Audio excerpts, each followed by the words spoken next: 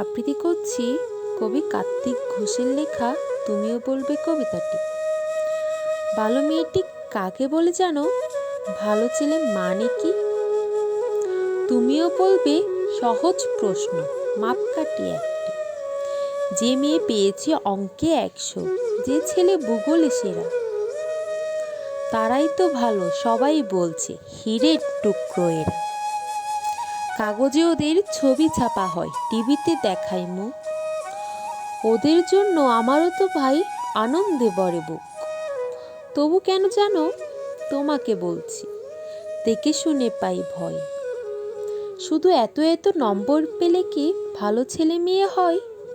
আচ্ছা ধরো না, যে মেয়ে পেয়েছে অঙ্কে অনেক কম, তার গান শুনে মুগ্ধ সবাই, হাততালি হরদম।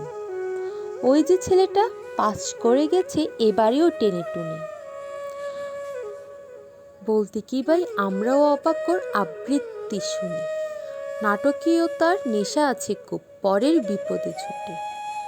পাড়ার তিনি বাংলায় নাকি 30 পেয়েছে মোটে, কিন্তু মেয়েটা খেলাধুলাতে 10খানা গায়ে নামে। সত্যিই বলো তো, তুমিও বলবে ওরা নয় কেউ দামি? চাই যে অনেক ইঞ্জিনিয়ার, চাই আরো ডাক্তার, পাশাপাশি চাই শিল্পী খেলুড়ে শ্রেহময়ী সৃষ্টা। কম নাম্বার পাওয়া ছেলেটাই কারিগরি বলি আজ, দেশটা গড়তে তার হাতে দেখো কত দরকারি কাজ। পরের দুঃখে কাতর যে মেয়ে মুখটি করেছে কালো, কম নম্বর পেয়েছে বলে কি বলবে না ওকে ভালো?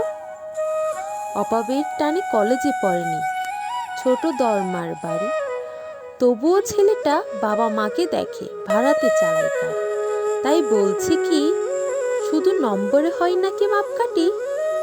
ভালো ছেলে মেয়ে বলতে কি ভাই মানুষ চাইছে খালি। ধন্যবাদ, লাইক এবং সাবস্ক্রাইব করতে ভুলবেন না।